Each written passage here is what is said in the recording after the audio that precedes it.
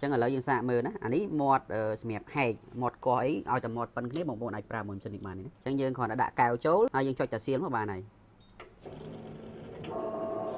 ហើយមួយទៀតសម្រាប់ម៉ាស៊ីននេះគឺពេលដែលអ៊ុតមាត់កែវគឺកំពុងអត់វិលទេណានៅនឹងចឹងពេលដែលបងអ៊ុតបើសិនជាវាខ្លាចខ្ចាយខ្លាចអីណាវាអត់ខ្ចាយទេ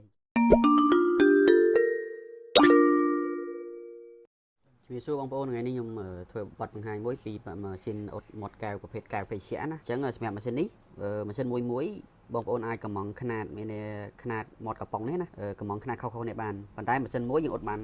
មាត់តែមួយទេប៉ុន្តែសម្រាប់កម្ពស់បងប្អូនអាចអ៊ុតបានគ្រប់ຂະຫນាតទាំងអស់ណាអញ្ចឹងឥឡូវយើងសាកមើលណាអានេះមាត់សម្រាប់ហែកមាត់កោះអីឲ្យតែមាត់ប៉ុនគ្នាបងប្អូនអាចប្រើមួយម៉ាស៊ីននេះបានណាអញ្ចឹងយើងគ្រាន់តែដាក់កែវចូលហើយយើងចុចតាសៀលមកបានហើយហើយមួយទៀតសម្រាប់ម៉ាស៊ីននេះគឺពេលដែលអ៊ុតមាត់កែវគឺកំពុងអត់វិលទេណានៅនឹងអញ្ចឹងពេលដែលបងអ៊ុតបើសិនជាវាខ្លាចខ្ចាយខ្លាចអីណាវាអត់ខ្ចាយទេអញ្ចឹងឥឡូវយើងសាកអ៊ុតកែវខ្ពស់ម្ដងណា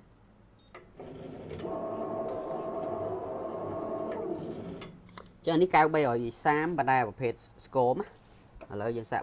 330ប៉ោងម្ដងណាចឹងបងប្អូនមានម៉ាស៊ីននេះមួយស្រួលដល់ពេលបងប្អូនប្រើកែវຂະຫນាតខុសៗគ្នាបងប្អូនគ្រាន់តែដាក់តកែវចូលហើយយើងអត់ត្រូវការសេរីច្រើនទេ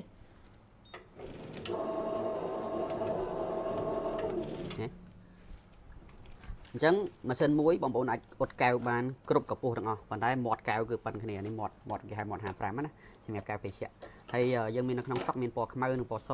ពណ៌ខ្មៅពណ៌សវាខុសទៅពណ៌ទេណាសម្រាប់ការប្រើប្រាស់គឺដូចគ្នា